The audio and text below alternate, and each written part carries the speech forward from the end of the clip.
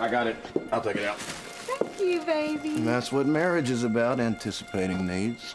I finally got you trained. We go into this episode knowing what Terry set up. He asked someone to kill him, and that person agreed. So we're really going through this episode waiting for that shot to ring out. And I think the entire episode really, that's the event which will inform and affect everybody's lives. As we were doing it, and as the actors were acting it, and as it was happening, it took on kind of, rarely this happens, a life of its own in the sense of, it felt like real life. You're a good man, Terry Belfleur. It takes one to know one. And then his final scene in Merlotte's was really important to all of us, that we give him just another day in the life of Terry Belfleur. And because our characters are all off on their own story, we haven't had a lot of just good old-fashioned Merlotte scenes. And that was important to us. We wanted to give the audience that feeling of what happy Terry is like, how much he loved Arlene, loves his family, and ultimately, he dies happy. So yes, she still loses him, but the demons and the pain that was haunting him is gone. Shh, just let me hold you. Can I help you, sir? I have a few questions for the governor.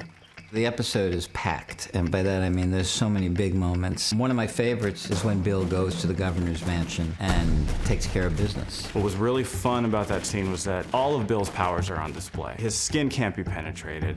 He can walk in the day. Everything he can do is on display in that one scene. Fire!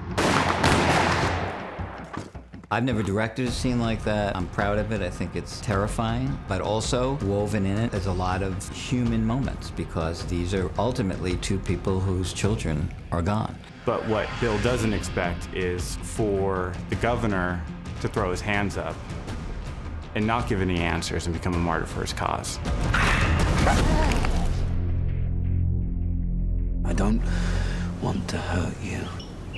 Well, if you don't want to hurt me, why don't you just not?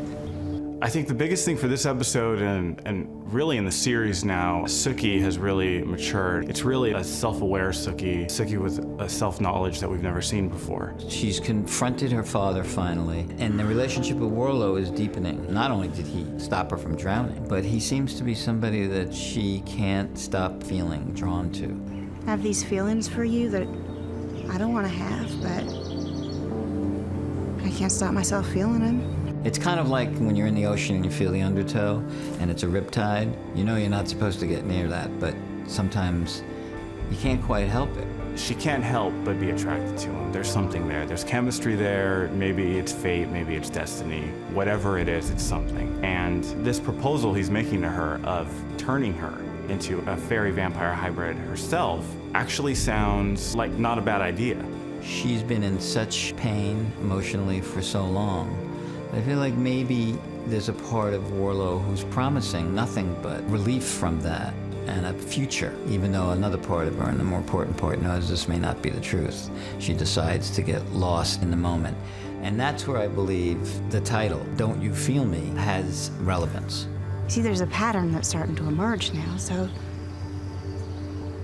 maybe it's time I just started accepting this about myself.